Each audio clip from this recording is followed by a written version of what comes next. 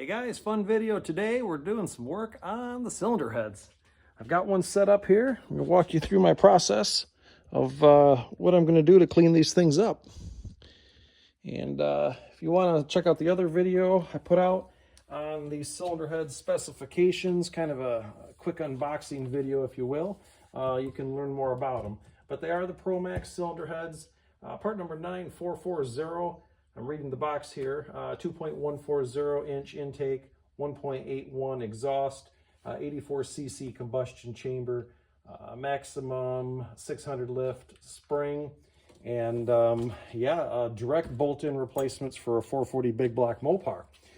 These are the as cast ones, not the ported out ones. These are the cheaper alternative. You get a pair of these fully assembled with springs, with your valves, locks, retainers, everything, for around $1,200 to $1,300.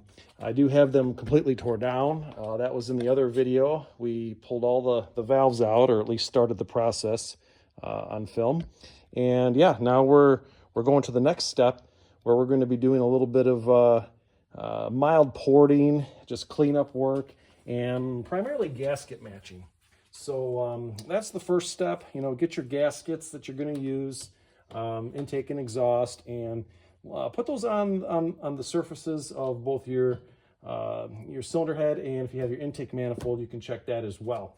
I've got an Edelbrock. You know, this is a Performer 440. Supposedly it's stock, but I think somebody actually did do some cleanup work on this. I purchased it used. You know, I checked this thing out a little bit. I put my gasket on it. I don't really see a problem with the intake. It's a pretty good match to the gasket. I'll tell you a couple other things I found. Does that show up on the video? Probably not. So there's the gasket laying on the intake, and let me move it around a little bit here so you can see how that fits up a little bit better. Okay, well, let me see. That's pretty close. Something right around there if it doesn't move. Okay, so what you're noticing is the thickness of the gasket between the ports is a pretty good match to the intake. And what we're noticing on the cylinder head is that's not the case. I think the cylinder head is actually set up for the stock iron intake on a 440. The reason why I say that is I grab my calipers and check this, and I'm getting 0.34, or depending where you measure, 0.35, and that is about what the iron stock intake manifold that I have is. So these would work great just putting a stock iron intake on. However, if you're using an aftermarket one or an intake that's been massaged, you might find that, you know, you've got much narrower webs there. So 0.26, maybe 0.25, let's call it about 1/4 of an inch. Well, heck, just check your gasket. Okay, you can throw the calipers on that. And it's where I measured it there, 0.24. So yeah, call it 1/4 of an inch. You've got about 1/4 of an inch here. So you could take this down to 1/4 of an inch, in theory, and avoid some flow restriction. Otherwise, that intake's going to be flowing in, a little bit of it's going to hit. So what I've done is I've taken this intake gasket and just kind of, you know, did like a best fit. I can always put this thing in place, you know, when I put it on the engine and move it back and forth a little bit. You'll find there's a lot of play, right? They've got oversized holes. Heck, the intake has got way oversized holes. Like instead of the 3/8 bolt that goes in there, I think there's like 2 or 3/10 of clearance, almost 1/4 of an inch of slop. Okay, so that's pretty close right there. I'll zoom in a little bit, and what you'll see is I've already taken some black marker and gone in there and marked where I could remove some material, okay? And you can see it's pretty substantial, right? There's a lot of aluminum there that can be removed. So that's pretty much my thought process for that side. And on the other side, let me flip this thing around. Sorry for the tripod jiggling there. Okay, so I'll set that aside. Oh, these things are so light, especially with no valves and springs. Yeah, so your exhaust gasket. As I noted on the other video, the main concern there is just that there's a little bit of like CNC machining that they did. Okay, I'll show you when I remove it, but the corners have like little radiuses of material sitting there still. So I'm going to remove some of that, and I'll show you when I'm all done what it looks like. All right, so with that out of the way, it's actually even more obvious. Okay, you can see there, they've come in about, I don't know, 1/4 of an inch and cleaned those, you know, outer surfaces, but then they stopped. So if you pay an extra $1,000, I bet they go hog wild, and they probably blend this all out. They do some work in those ports and make those things flow even more. So here's a quick look before we start grinding of what the underside looks like. Okay, you can see it pretty decent. I have a light here too. Let me turn that on. You can see in there. So I think they look great. I'm pretty happy with these things. We just have to do a little bit of gasket matching. And for my engine, you know, a fun, you know, street car, torque, that's what I'm going for, not super high RPM horsepower. I think these are going to be fine.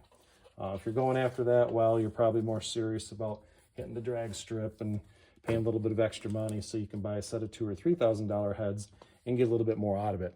We saved a little bit of money, and I'm going to be spending some time here grinding. I'm figuring I'm probably 2 or 3 hours per cylinder head, so figure 6 hours of work. But hey, if you come out in the garage an hour and a half each night, it's not so bad. Well, here's the first thing. You're going to want some gloves, at least if you're using a setup like me, just basic tools. I do have a die grinder on my air compressor, but frankly, this old drill works pretty well. I got a couple different cutters. I have this one that's kind of a all-purpose angled one, and then I have this straight one. I've used them both. They're both working quite well. We may change them out a little bit. All right, well, let me get my tool out of here.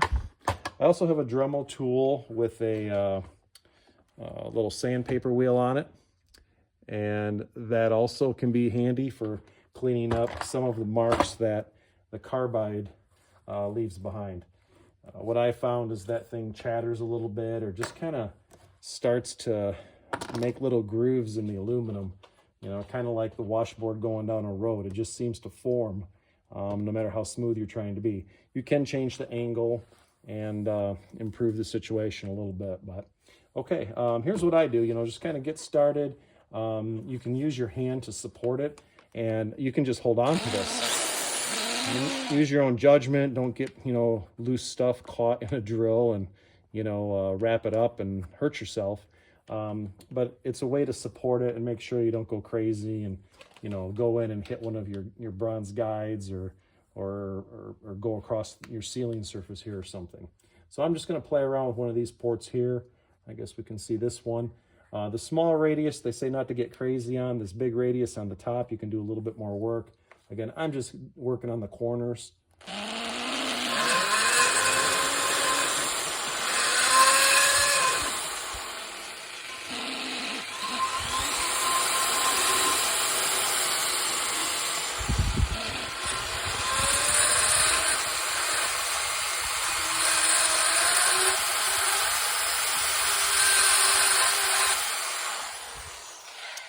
Probably sounds awful on the audio. I apologize. It's going to be loud, and you have to just mute it, I guess, if you just want to watch.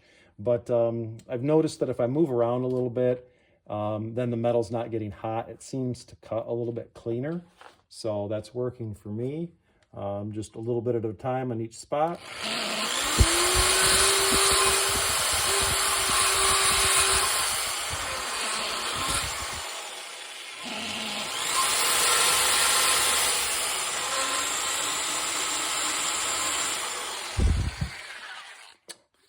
All right, so I'll come back and get that a little bit more.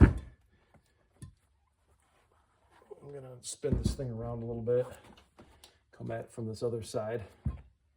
Maybe like this. Let's see, I can still see it on camera, I think. Okay, so now this is the upper part of the port.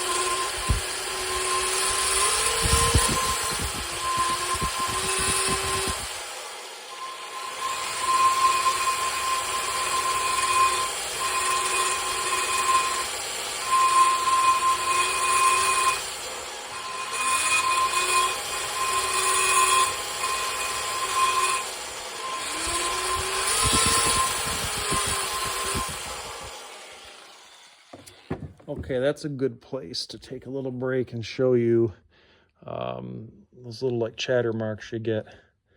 Let's see if I can get it to show up. If you look close, you can see it there. And that side. See, isn't that kind of bizarre? So that's what the Carbide Cutter doesn't like blend it really smooth, but you can hit it later with the sanding wheel and then it's a lot better. So do a little bit more work here.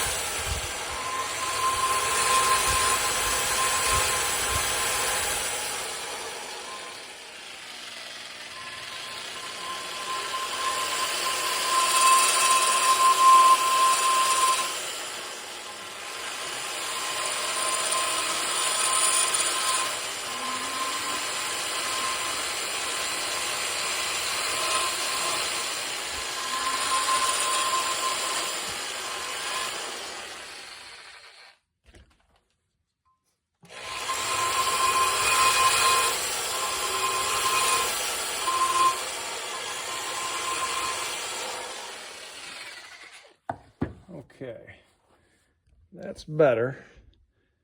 It's better than this one next door. We've opened it up. There's a bit of metal piled up in there, metal dust, so ignore that.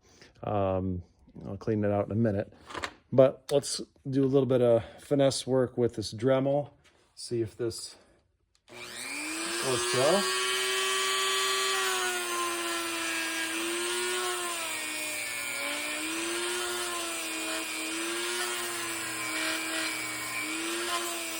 I'm on low speed, and even with the Carbide, I wasn't grinding on the fastest drill setting.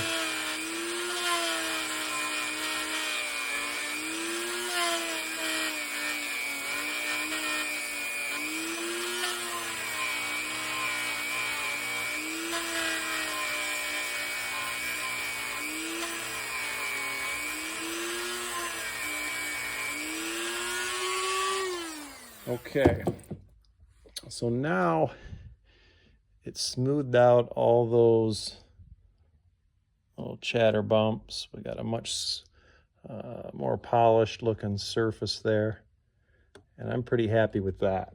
So that port is just about done. I'll probably flip it over and do a little bit more work, but before I do, let's play around on the intake side a little bit, and then we'll show you what it looks like when it's all done. Okay. Of course, these things are going to have to be thoroughly cleaned out.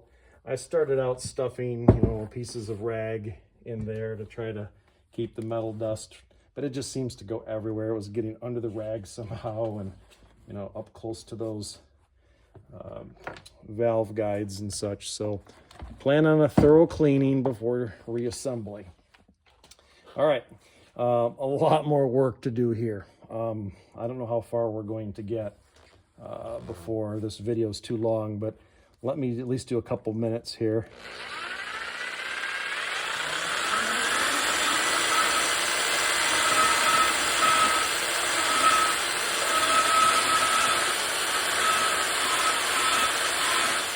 If you don't want to watch this, you can fast forward to the end and see what it looks like in the last couple minutes.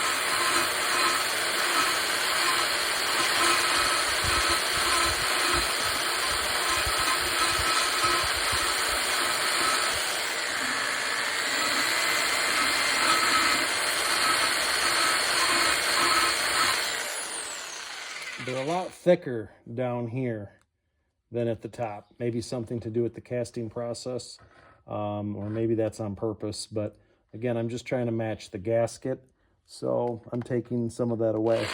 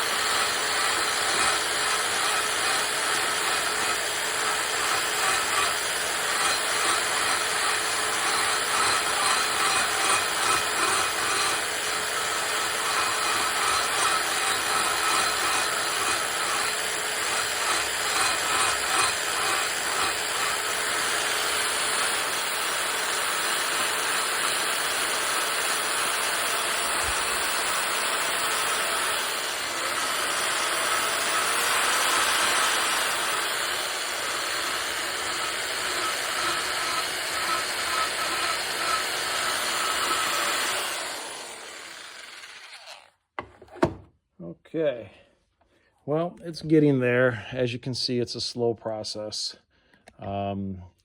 This one I haven't touched, and you can see how much material needs to be removed by the black marker.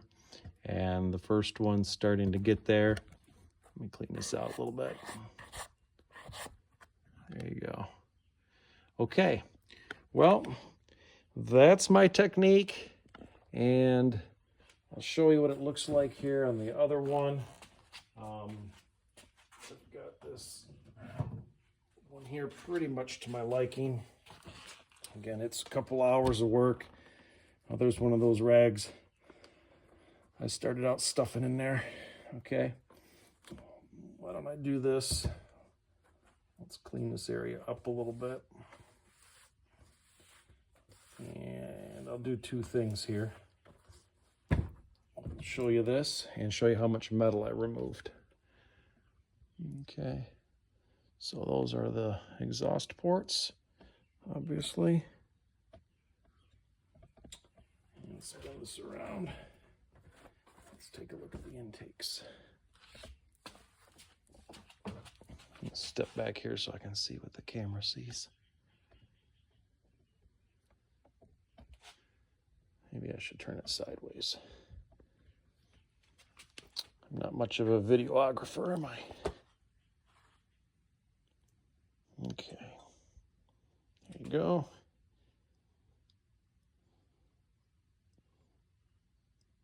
Pretty good look. Okay, how much metal is that? Well, I lost a little bit, of course, here and there, but I swept up most of it. And it looks like that. Okay, so that is pretty much what comes off of one cylinder head. I don't know, maybe that's 3/4 of a cup of material. Maybe I lost a little bit. At the most, I'd say 1 cup for what it's worth. Okay, well, I'm not going to bore you with, you know, every port on this cylinder head. We're going to call that a wrap. I'll get these things reassembled. I don't know if I'll do a video of that. That's probably pretty boring too. But we'll definitely get back together when I start putting these things onto the engine block. All right, over and out.